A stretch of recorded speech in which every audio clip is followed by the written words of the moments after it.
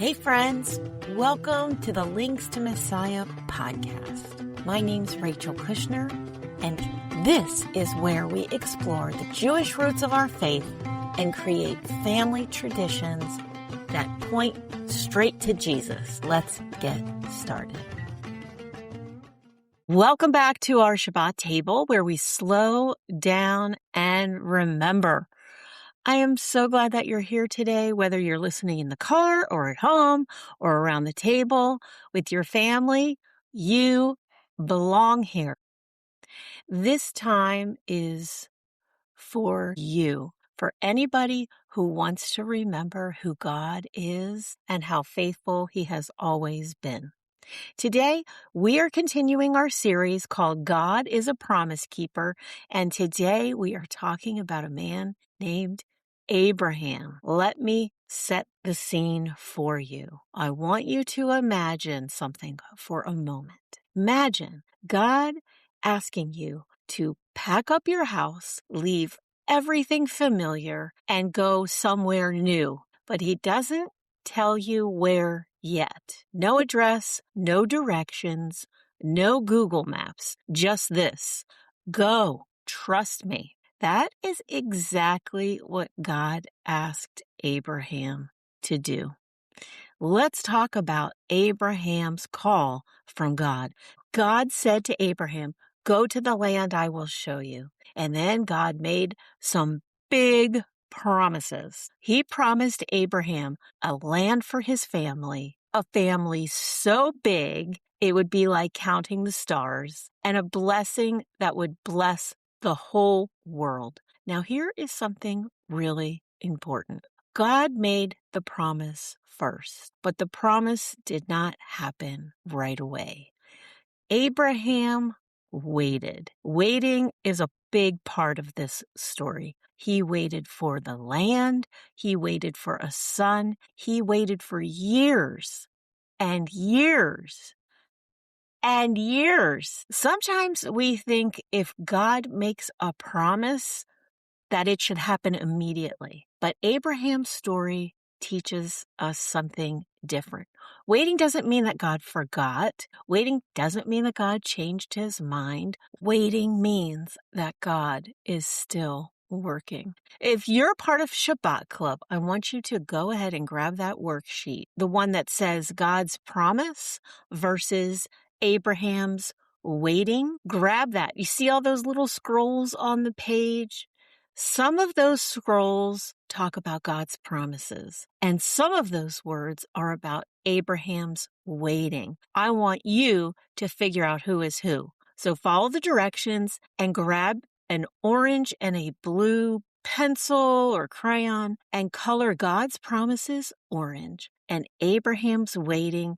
Color those scrolls blue. Now, parents, this is a powerful conversation moment.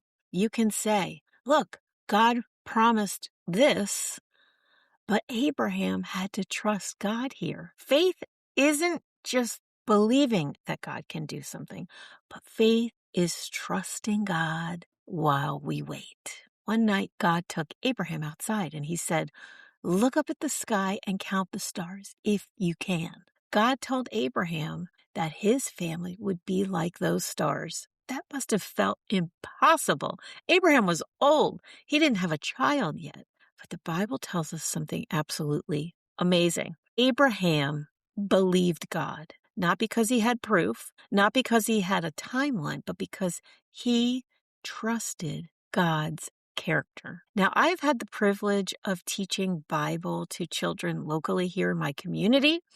And when I taught about Abraham last time, we did a really fun activity that I would like to share with you. You take a black sheet of construction paper, use a toothpick and have the kids poke holes in the paper, and then shine a flashlight through the paper to see the stars. Turn off the lights. You have just created a very memorable moment for your family. This is the perfect opportunity to dive into a discussion with your kids about God's promise to Abraham. If your kids are working on the coloring sheet that says God makes promises. He always keeps them, even when we have to wait. This is the truth behind it. That sentence is not just for kids. It's for us too. But here's where it all connects. God kept his promise to Abraham, from Abraham to Isaac, from Isaac to Jacob. From Jacob came the people of Israel, and from that family line came Jesus. God's promise to Abraham did not just bless Abraham, it blessed the whole world. This is how we know the Bible is one connected promise story. God makes promises, God keeps promises, God fulfills promises through Jesus. Now, if you have the I trust God even when worksheet, this is the heart moment. Kids, you might trust God even when you are scared, when you had to wait, when things feel confusing. And parents, we have to trust God even when we don't have the answers yet, when we are praying for something that hasn't happened yet, or you're learning to slow down and rest. This is Abraham's legacy, trusting God before seeing the outcome. This is why we gather around the table, not to rush, not to perform, but to remember. When we retell these stories at the table, we are doing something holy.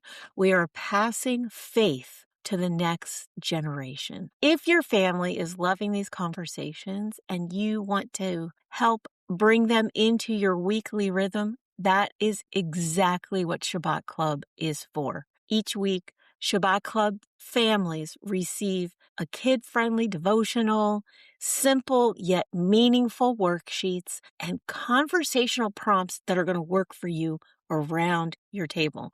These are all tools to help you slow down and build faith at home. You don't have to figure it out on your own. You can listen to this podcast without being a member, but your experience will be much richer when you have the packet in front of you. If you want to join us, you can find all of the details in the show notes.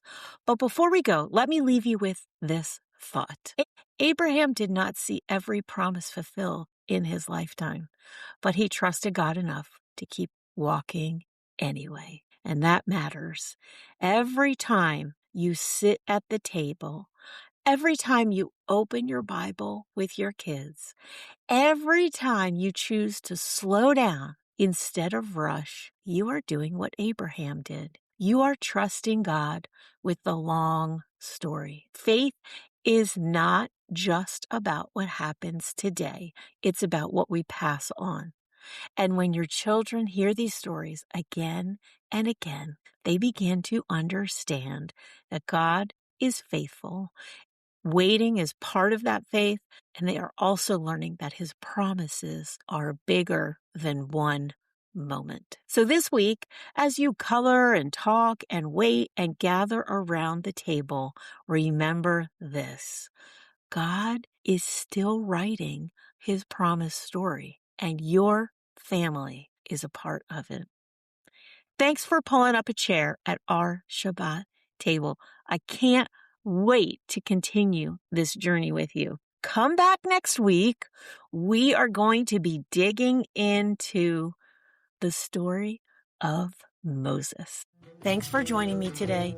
Don't forget to head over to linkstomessiah.com, where we have a lot of free resources, seasonal boxes, and an ever-growing digital library. We are here to help your family connect with the Jewish roots of our faith and the Messiah, Jesus.